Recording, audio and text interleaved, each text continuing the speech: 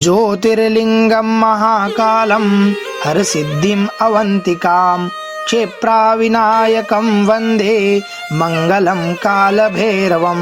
जहाँ ज्योतिर्लिंग के रूप में साक्षात बाबा महाकाल विराजमान हो, जहाँ शिव की शक्ति के रूप में माँ हरसिद्धि विराजमान हो, जहाँ अमृतमयी माँ क्षिप्रा विराजमान हो, जहाँ साक्षात भगवान काल भैरव विराजमान हो, ऐसी इस परम पवित्र अवंतिका भूमि को हम सभी प्रणाम करते हैं, वंदन करते हैं। सभी श्रद्धालु श्रोता जनों को जय श्री महाकाल। सभी उज्जैन वासियों के लिए एक अत्यंत प्रसन्नता का विषय है, जो हमारी अति प्राचीन परंपराओं में से एक होलिका महोत्सव एवं गेर की परंपरा हम आपसे साझा करने के लिए यहाँ उपस्थित हुए हैं। इस धराधाम पर यदि कहीं तीर्थ या पुण्य क्षेत्र विद्यमान है तो वह भारतवर्ष में ही स्थित है। भगवान स्वयं अवतार लेकर इस भारतवर्ष में आते हैं। अनेक ऋषिगण संत महात्मा जन इस भारतवर्ष में ही अवतीर्ण होते हैं। पृथ्वी के अन्य क्षेत्र भोग भूमि कहे गए हैं, एकमात्र भारतवर्ष को ही कर्म भूमि कहा जाता है। इसी भारतवर्ष में लोग सनातन वैदिक आर्य हिंदू धर्म को मार्ग पर चलते हुए इहलोक एवं परलोक में श्रेय को प्राप्त होते हैं। पुनश्च भारतवर्ष में ही अनेकानेक तीर्थ स्थल एवं पवित्र स्थल है, जहाँ दर्शन मात्र से समस्त पापों की निवृत्ति एवं अक्षय पुण्य की प्राप्ति होती है। इन सभी तीर्थों में सप्तपुरी अपना विशेष महत्व रखती है। पुराणों का तो वचन है, अयोध्या मथुरा माया काशी कांची अवंतिका पुरी द्वारावती गेया सप्तेता मोक्षदायिका। अयोध्या मथुरा हरिद्वार काशी कांची अवंतिका अर्थात उज्जैन एवं द्वारिका ये 7 मोक्ष देने वाले स्थान हैं। इन स्थानों में दर्शन पूजन स्नान दान धर्माचरण का विशेष फल है। अवंतिका उज्जैनी की विशेषता इससे समझी जा सकती है कि उज्जैनी भगवान विष्णु के चरणों में स्थित है। कहा भी गया है कि विष्णु पाद अवंतिका गुणमयी, अर्थात भगवान के चरण कमलों की प्राप्ति कराने वाली यह उज्जैनी है। परंपरा प्राप्त वचन है कि उज्जैनी का महात्मा अन्य तीर्थ क्षेत्रों में तिल भर अधिक है। पुराणों में प्राप्त उज्जैन के कई नामों में से एक प्रतिकल्पा भी है, अर्थात जो सभी कल्पों में विद्यमान रहती है। अवंतिका क्षेत्र का विस्तार 1 योजन अर्थात 4 कोस का माना गया है। अवंतिका का स्वरूप चतुष्कोण बताया गया है, जिसके मध्य बिंदु केंद्र में महाकालेश्वर विश्व के नाभि स्थान के रूप में विराजमान है एवं इससे 4-4 कोस पूर्व दक्षिण पश्चिम और उत्तर में क्रमशः पिंगलेश्वर कायावरोहणेश्वर बिलकेश्वर एवं दुर्धरेश्वर नामक 4 रक्षपाल महादेव विराजमान हैं। अवंतिका महात्म्य की इस श्रृंखला में एक नाम वैराग्य शिरोमणि भर्तृहरि जी का भी है। भर्तृहरि जी का जन्म काल आज से 2 सहस्त्र वर्ष पूर्व माना गया है। भर्तृहरि जी मालव जनपद के राजा हैं, जिनकी राजधानी पूर्व में अवंतिका रही है। इन्हीं के छोटे भाई राजा विक्रमादित्य थे, जिन्होंने इनके संन्यास एवं त्याग के बाद उज्जैनी का राज्य संभाला। अपनी पत्नी पिंगला के दुर्व्यवहार के कारण राजा भर्तृहरि जी को तीव्र वैराग्य उत्पन्न हुआ एवं ये राजपाट अपने छोटे भाई विक्रम को सौंपकर तपस्या के लिए चले गए। कालांतर में इन्होंने गुरु गोरखनाथ जी से दीक्षा लेकर अष्टांग योग निर्विकल्प समाधि आदि को सिद्ध किया। भर्तृहरि जी अत्यंत विद्वान एवं संस्कृत भाषा के प्रति श्रद्धान्वित थे। इन्होंने 3 ग्रंथों की रचना करी, नीति शतक, श्रृंगार शतक एवं वैराग्य शतक, जो कि शतकत्रय नाम से संस्कृत वांग्मय में आज भी प्रसिद्ध है। भर्तृहरि जी ने जिस स्थान पर तपस्या करी थी वह भर्तृहरि गुफा आज भी उज्जैन में विद्यमान है, जिसका संरक्षण वर्तमान समय में नाथ संप्रदाय की ओर से होता है। भर्तृहरि जी ने योग बल से अपनी आयु अधिकार में कर रखी है। ऐसा माना जाता है कि आज भी भर्तृहरि जी ब्रह्म मुहूर्त में सबसे पहले भगवान महाकालेश्वर का पूजन करने आते हैं। सिंहपुरी में प्राचीन काल से शास्त्रीय विधि द्वारा होली का निर्माण पूजन एवं दहन वैदिक विधि से विप्रो द्वारा किया जाता है। एतावता इस धर्मशास्त्रीय विधा के पुण्य प्रताप से आज भी भर्तृहरि जी सिंहपुरी की होली का दर्शन करने एवं होली तापने आते हैं। ऐसी मान्यता प्राचीन समय से है। ऐसे वैराग्य शिरोमणि योग सिद्ध महात्मा भर्तृहरि जी को हम प्रणाम करते हैं।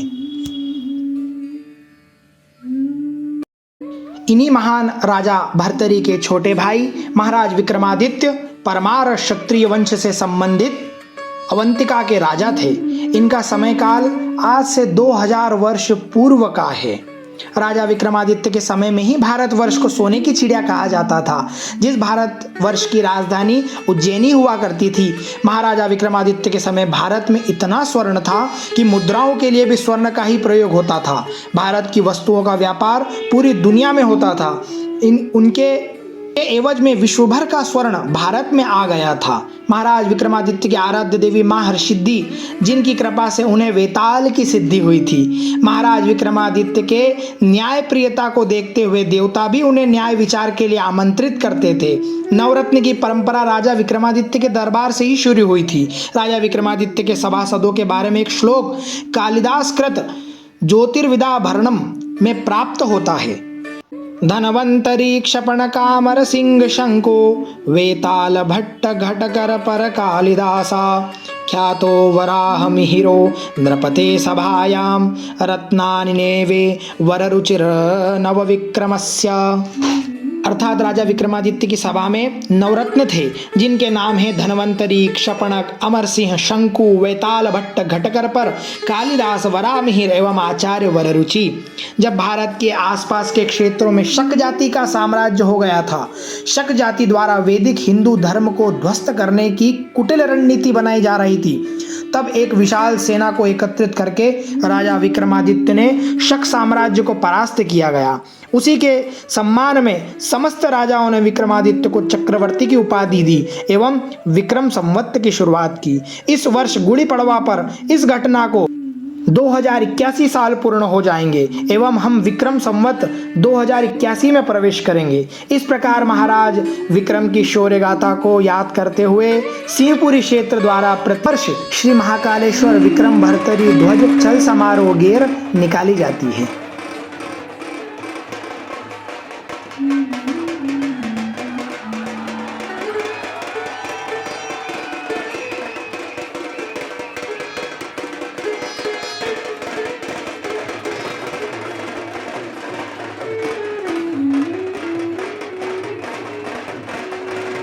आइए अब जानते हैं उस स्थान को जहां आज भी भर्तरी जी होली तापने आते हैं। हमारी आस्थाएं कितनी ही गहरी हो, किंतु उनसे साक्षात्कार करने के अवसर हमको शायद ही मिलते हैं, किंतु त्योहारों के समय होने वाले कार्यों को यदि गंभीरता से लें तो हम इस यथार्थ के दर्शन भी कर सकते हैं, जिसके लिए पूर्वजों ने अनेक परंपराएं, अनेक विधाएं प्रारंभ की। इसके दर्शन से हमारे पुण्य उदय हो जाते हैं। होली का त्योहार क्या है, यदि आप जानना चाहते हो तो सिंहपुरी के महाभैरव के सन्मुख होली का दहन देखने पर अनुभव किया जा सकता है। सिंहपुरी मूलतः ब्राह्मण समाज की एक प्राचीन बस्ती है और यहाँ वर्ष भर जो कुछ होता है उसका अंदाज ही निराला है। हालांकि अब इसमें समय का परिवर्तन आया है, परंतु मान्यताएं यहाँ आज भी यथावत है।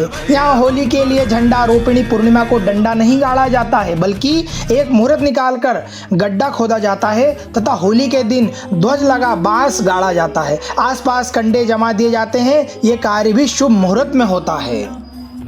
अग्नि को प्राकृतिक साधनों से प्रज्वलित किया जाता है, अर्थात चकमक पत्थर से रुई जलाते हैं तथा उससे घास के माध्यम से कंडों को जलाते हैं।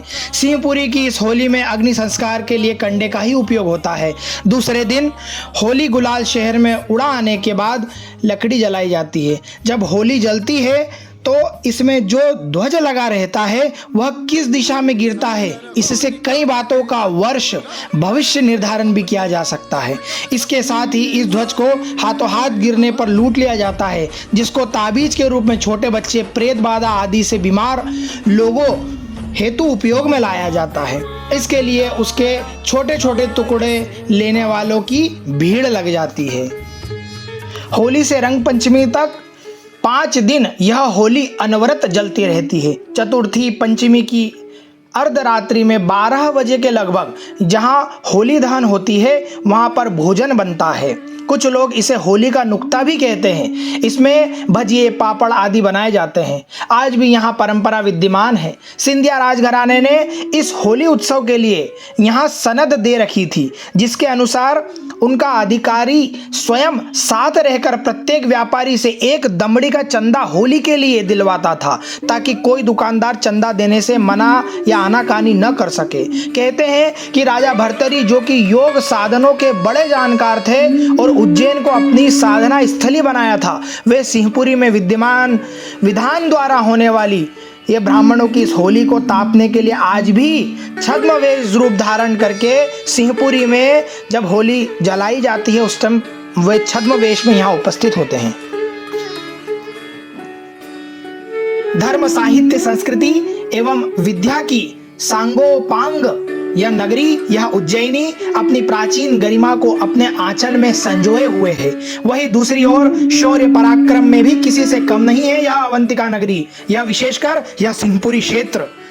द्वापर में राजनीति के शिरस्थ गुरु सांदीपनि के पास श्री कृष्ण ने 16 कलाओं का सांगोपान अध्ययन कर कृष्णो वंदे जगत गुरुम की पदवी सेज ही प्राप्त कर ली थी। द्वापर से आज तक उज्जैनी सिंहपुरी में वास करने वाली विप्र गुजरगौड़ ब्राह्मण जाति धैर्य, संस्कृति एवं शौर्य की परंपरा को आज भी जीवित रखे हुए है। संसार के इतिहास में अनेक जातियों के उत्थान पतन का उल्लेख मिलता है, किंतु यह बड़े हर्ष का विषय है कि अवंतिका में वास करने वाली श्रेष्ठ ब्राह्मण जाति में गुजरगौड़ ब्राह्मण जाति का 5000 वर्ष प्राचीन इतिहास अक्षुण्य रूप से उपलब्ध है। संसार को ज्ञान एवं कर्म का उपदेश देने वाले लीला पुरुषोत्तम योगीराज भगवान श्री कृष्ण महर्षि सांदीपनि के पास विद्याध्ययन हेतु पधारे थे। श्री कृष्ण एवं उनके मित्र सुदामा को विद्या अध्ययन कराने वाले महर्षि सांदीपनि इसी श्रेष्ठ ब्राह्मण जाति के थे। इसी गुजरगौड़ ब्राह्मण समाज के लोगों की निवास स्थली सिंहपुरी में महर्षि सांदीपनि का निवास भी था, जो आज भी मौजूद है। महर्षि सांदीपनि के वंशज जो आज भी मौजूद हैं, उन्हीं के पास कुछ समय पूर्व तक कृष्ण युगीन घड़ी भी उन्हीं के पास कुछ समय तक मौजूद थी। गुजरगौड़ ब्राह्मण जाति और अवंतिका का इतिहास एक दूसरे के पूरक कहें तो कोई अतिशयोक्ति नहीं होगी। महर्षि सांदीपनि की वंश परंपरा अन्यवधि तक अक्षुण्य रूप से चली आ रही है। गुजरगौड़ ब्राह्मण जाति का वंशगत कार्य पौरोहित्य रहा है तथा आज भी जाति के अधिकांश महानुभाव अपने इस पौरोहित्य कर्म को, जो कि सबसे श्रेष्ठ माना गया है, उसको आज भी करते हैं। इसी कारण धार्मिक एवं वीरता पूर्ण कार्य जाति के लोगों का सहज स्वभाव बन गया है। होली, रंग पंचमी एवं गुड़ी पड़वा के अवसरों पर इसी गुजरगौड़ ब्राह्मण समाज की ओर से गेर निशान एवं महाराजा विक्रमादित्य व राजा भर्तृहरि की स्मृति में ध्वज चल समारोह निकाला जाता है। गुजरगौड़ ब्राह्मण समाज द्वारा यह गेर क्यों निकाली जाती है और कब से निकाली आ रही है, इस संबंध में जब छानबीन की गई तो इस संबंध में विस्तृत जानकारी समाज के महानुभाव, साहित्यानुरागी एवं विद्वान लोगों के द्वारा यही बताया गया, यही अन्वेषण किया गया कि आज से लगभग 250 वर्ष पूर्व ग्वालियर नरेश स्व महाराज श्रीमंत महाजी सिंधिया, जो कि शौर्य और वीरता के प्रशंसक थे, अपने कार्यकाल में एक बार शौर्य प्रदर्शन की एक विशिष्ट प्रणाली का आरंभ किया। शिप्रा नदी के पास मैदान में एक झंडा जरितास का बनवाकर गाड़ दिया गया और शहर में यह ऐलान करवाया कि जो जाति इस झंडे को अपनी शौर्य और वीरता से हासिल करेगी उस जाति को श्रेष्ठ एवं वीर जाति घोषित किया जाएगा एवं यह झंडा भी प्रदान किया जाएगा। शौर्य एवं वीरता के इस द्वंद्व में अनेक जातियों ने हिस्सा लिया, उसमें गुजरगौड़ ब्राह्मण जाति भी शामिल हुई। आपस में द्वंद्व हुआ। शास्त्रों का जोरदार प्रदर्शन शिप्रा नदी के निकट मैदान पर हुआ। असंख्य जनता ने शस्त्र काल के इस अनोखे नजारे को देखा। इस द्वंद्व में गुजरगौड़ ब्राह्मण जाति के वीरों ने अपनी अद्भुत वीरता का परिचय देते हुए प्रतियोगी अन्य लोगों को परास्त कर जरितास का ऐतिहासिक झंडा जीत लिया। इस द्वंद्व युद्ध में हिंगोटों का उपयोग किया गया। हिंगोट का एक फल होता है जिसके भीतर से पोला करके उसमें बारूद भरकर नारियल की रस्सी से बत्ती लगाकर उसके मुंह पर आग लगाकर शत्रु पर फेंकने द्वारा उसे घायल किया जाता है। सिंहपुरी की सिंहों द्वारा हिंगोटों के बीच सुंदर शस्त्र कला प्रदर्शन एवं अद्भुत वीरता से प्रसन्न होकर ग्वालियर नरेश श्रीमंत महाजी सिंधिया ने ऐतिहासिक जरितास का झंडा, जिसकी वर्तमान समय में कीमत का मूल्य नहीं किया जा सकता, सिंहपुरी निवासी गुजरगौड़ ब्राह्मण समाज को प्रदान करते हुए सम्मानित किया था। साथ ही यह घोषणा भी की थी कि उस समय के मान से नगर की प्रत्येक दुकान पर 1.25 अर्थात 1 पैसे का टैक्स लगाकर उसे प्रतिवर्ष सिंहपुरी वालों को गेर निकालने हेतु खर्च देने की आज्ञा भी दी। इस कार्य के लिए पूर्व में एक सिपाही साथ रहता था। इसी के साथ भी यह भी घोषणा की गई कि अन्य जाति के झंडों की लंबाई इस जरितास के झंडे की लंबाई से 4 अंगुल कम होगी। सिंहपुरी की ब्राह्मण जाति ने भी इस झंडे को अपनी आन बान और शान माना है। इसी कारण अन्य लोगों ने भी इस झंडे को हथियाने की पुरजोर कोशिश की। जब भी सिंहपुरी के गेर में यह झंडा निकाला तो अन्य लोगों ने सिंहपुरी की गेर से टक्कर ली, बदले में उन्हें मुंह की खानी पड़ी। सिंहपुरी के वीरों ने इन लोगों के झंडे इन्हें छीन करके भगाए। जहां एक और सिंहपुरी का झंडा जीतने का इतिहास रहा है, वहीं सिंहपुरी की होली भी राजा भर्तृहरि की होली के नाम से जानी जाती है। यह होली वैदिक रीति एवं ज्योतिष के मान्य सिद्धांतों के आधार पर मुहूर्त के साथ प्रज्वलित की जाती है, जो सतत 5 दिन तक अर्थात रंग पंचमी तक जलती रहती है। यह होली भी काफी विशाल केवल कंडों से बनती है, गाय के देसी कंडों से बनती है। नगर में सबसे पहले ब्राह्मणों को यह होली प्रज्वलित होती है। इसकी आग से फिर अन्य होलियां प्रज्वलित होती है। समाज के लोग का कहना है कि जब यह होली प्रज्वलित होती है तब अजर अमर राजा भर्तृहरि इस होली के दर्शन करने एवं उस होली को तापने के लिए यहाँ प्रत्यक्ष छद्मवेश में उपस्थित होते हैं। धुलेंडी प्रतिपदा को सिंहपुरी की गेर निकलती है। इसके पश्चात रंग पंचमी को दिन में रंग की गेर निकलती है, जो महाकाल जाकर राजाधिराज महाकाल का झंडा लाती है। रात्रि को निशान निकलते हैं। इस गेर के पश्चात ही नगर के अन्य मोहल्लों से गेरें निकलती है, जो अमावस्या तक निकलती है। अंत में पुनः संवत्सर प्रतिपदा गुड़ी पड़वा को सिंहपुरी की गेर साथ ही समापन हो जाती है। श्रीमंत महाजी सिंधिया द्वारा प्रदत्त झंडा एवं सनद झंडा, जो कि जीर्ण शीर्ण हालत में आज भी समाज के धर्माधिकारियों के पास सुरक्षित रखा हुआ है, जो उपरोक्त तथ्य को प्रतिपादित करती है। सिंहपुरी में ही आताल पाताल महाभैरव का एक बड़ा ही सुंदर मंदिर है। समाज के लोग इन भैरव को के प्रति बड़ी श्रद्धा रखते हैं। यह मंदिर और इनकी भैरवनाथ की मूर्ति भी अत्यंत प्राचीन है। गेरों के निकलने के पीछे बुजुर्गों का यही भावना रही है कि प्रत्येक नवयुवक बुद्धिजीवी होने के साथ साथ जीवन में शौर्य के महत्व को भी समझे। इसी कारण गेरों में प्रत्येक व्यक्ति अस्त्र शस्त्र एवं लाठियों के सफल संचालन का प्रदर्शन करते हैं। किंतु जब से अपनी परंपराओं की उपेक्षा होने लगी है, तभी से परिस्थितियां यहाँ तक आ गई हैं कि आज भी अधिकांश तरुणाई हाथ में डंडा लेकर निकलने में शर्म अनुभव करते हैं। और यही कारण है कि स्वयं अपनी रक्षा कर पाने में असमर्थ हो आरक्षी विभाग की दया पर निर्भर होते जा रहे हैं। आशा है हमारी बुद्धिजीवा वर्ग इन प्राचीन परंपराओं से अवश्य ही शिक्षा ग्रहण कर स्वयमेव मृगेंद्रया की।